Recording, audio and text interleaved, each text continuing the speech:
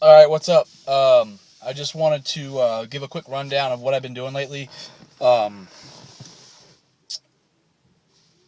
our the way we're training and why we're training the way we're training. My next meet's not going to be until March, and it might not even be till July for nationals, USPA. But thinking about it, I may have to actually qualify for nationals, so I may have to do March. But either way, that would qualify me for IPL. Um, Regardless, our training is basically set up like this. We're sort of kind of going off percentages for our lifts on whatever day we're doing. So we might say, okay, our weight's going to be 75 to 80%, but those percentages don't really, or they're not the end all be all to the weight that we end up actually putting on the bar. In other words, so if today we did cambered bar squats and the percentage was 70 to 80%, but camber bar squat, in my opinion, is a little bit harder than a regular bar squat, and maybe even more so than a safety bar squat. So basically what we're doing is we say a percentage, but in reality we're working up to a weight that we feel is a good work weight for our rep scheme that day. So today we did 3 sets of 5. Well, we work up until we hit a set of 5 that we feel like is going to push us a little bit, but it's a weight that we can actually successfully do for 3 sets of 5, where we're not, blowing out and failing. And basically, that's what we're doing on the bench and the deadlift. Is we're doing 5s right now.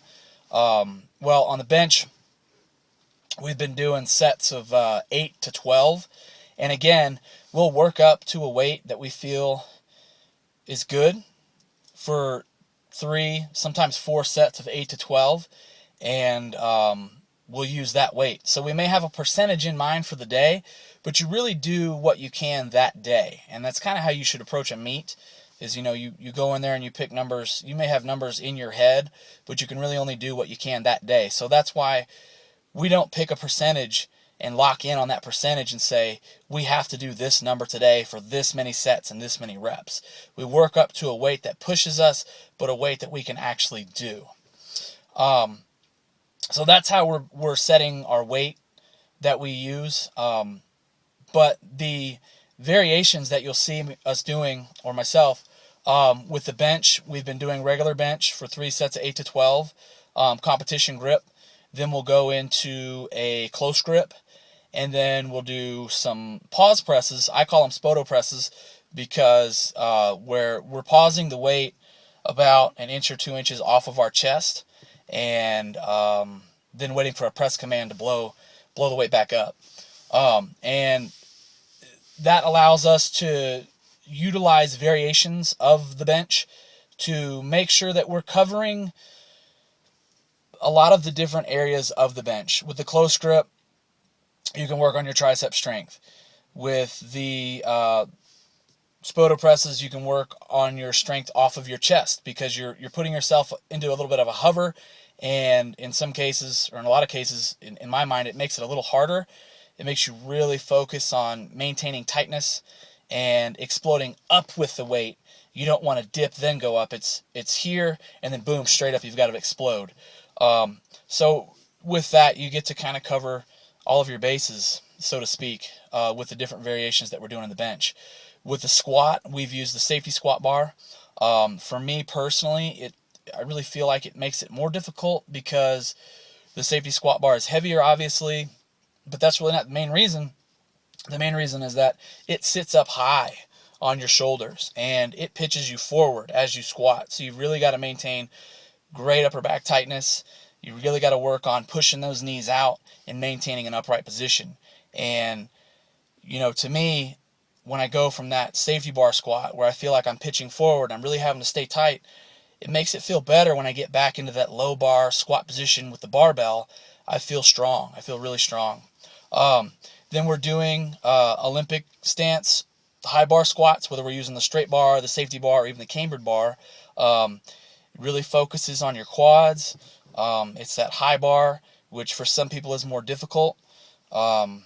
And we've really been trying to bury our depth on those. Again, just trying to make it harder. And then we've also been doing the front squats. We've been doing those specifically with the straight bar. It's kind of hard to do those with a cambered bar, although I guess you could. I don't think you could do it with a safety squat bar. But again, we're really just trying to use different variations to cover as many different areas of the lift as we can to make sure that we're not neglecting any areas and developing weaknesses. With the deadlift, kind of the same thing. Right now, we're basically doing sets of 5, and that may change the different variations we do. We may pull with chains, we may pull off of blocks, we may pull from a deficit. It's going to kind of be the same thing. We're going to try to make sure that we cover all of our bases so we don't leave any stones unturned and develop weaknesses or neglect an area that needs to be addressed, because you are only as strong as your weakest link, and if you're not addressing those weak links or attempting to by doing different variations, then you're not going to get better. And you also need to have a reason why you're doing certain movements. So that's just kind of a rundown of what we're doing, why we're doing it, and how it works. And you'll see my cambered bar squat video coming up. And the reason we use the cambered bar, it does, to me, make it a little harder. The bar actually swings, because you'll see the weight, it's not up on your shoulders, it's actually a good 1.5 feet down. It's actually, by the time you get in the hole, it's almost below your hips, depending on how short or tall you are. And you'll actually see the weight swings a little bit. So you really have to maintain that super tight arch to stay in a good position to explode out of the hole without losing your balance. So that's kind of why we're doing the cambered bar. But anyways, I hope you enjoyed it. See ya.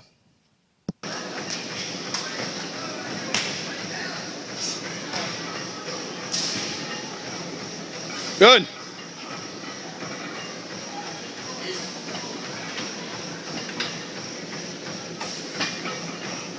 Just like that. Come on.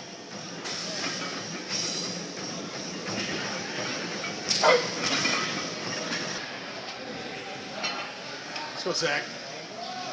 Easy way.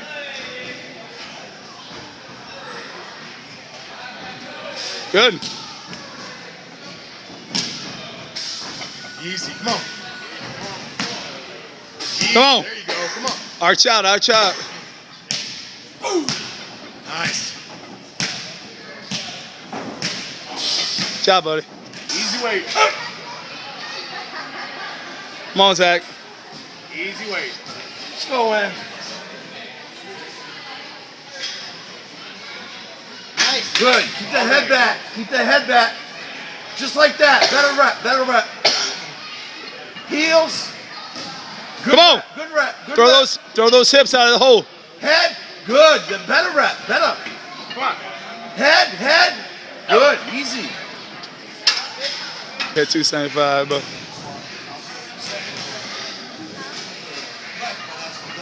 One. Oh, my bad.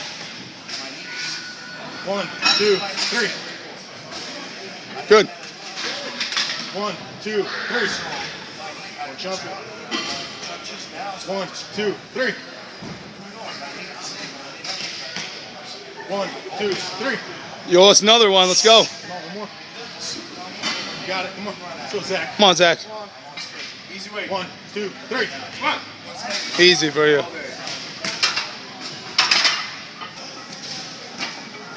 1, 2, 3. Yeah.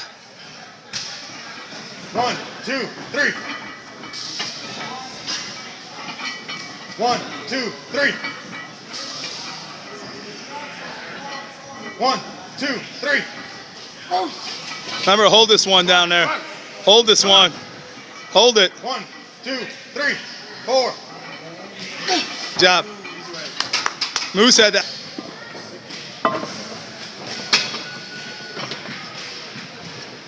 Easy way.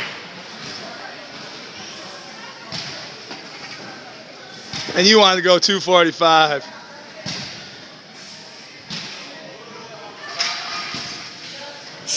Top 450 and try to do that, you know? Oh, easy. All day, come on. It's really testing that front squat. Dan Green does 6 plates on there.